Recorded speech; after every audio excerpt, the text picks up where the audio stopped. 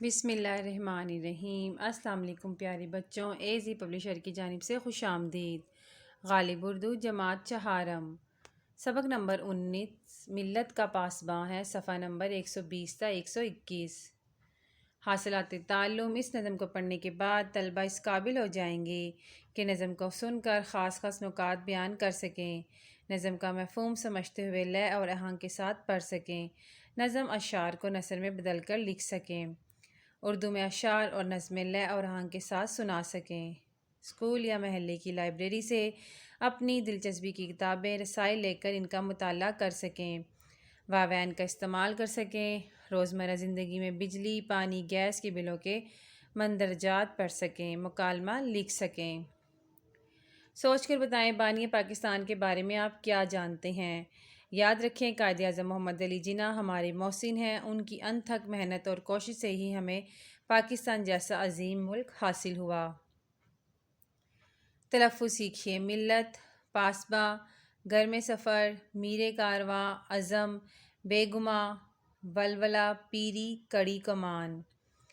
پیارے بچوں، ہم لوگ اس کی تشریح کرتے ہیں۔ ملت کا پاسباں ہے محمد علی جناح، ملت ہے جسم و جاں ہے محمد علی جناح۔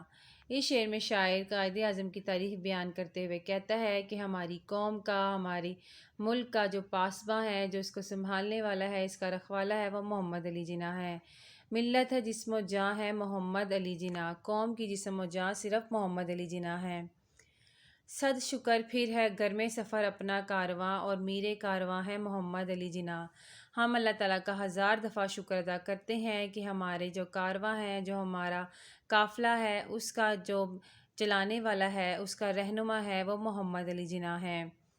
تصویر عزم جان وفا روح حریت ہے، کون بے گماں ہے محمد علی جناح۔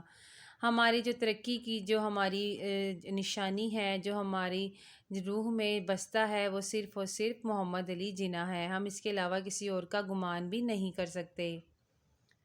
رگ رگ میں اس کی ولولہ ہے حب قوم کا، پیری میں بھی جواں ہے محمد علی جناح۔ محمد علی جناح جو ہیں، ان کی رگ رگ میں، ان کے خون میں، ان کے جسم کی ایک ایک جگہ پر صرف قوم سے محبت کا جذبہ تھا، اور وہ محمد علی جناح ہی تھے جنہوں نے قوم کے لیے بہت ساری قربانیاں دیں۔ لگتا ہے ٹھیک جا کے نشانے پہ جس کا تیر، ایسی کڑی کماں ہے محمد علی جناح۔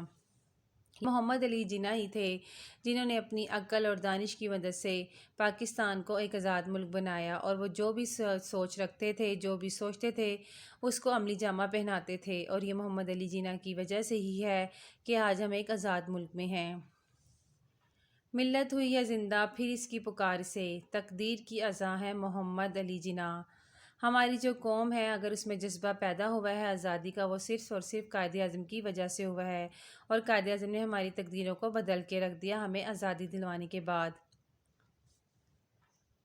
حاصلات مطالعہ۔ ہمارا پیارا وطن پاکستان قائد اعظم محمد علی جناح کی انتھک کوششوں اور دن رات کی محنت اور جدوجہد سے حاصل ہوا۔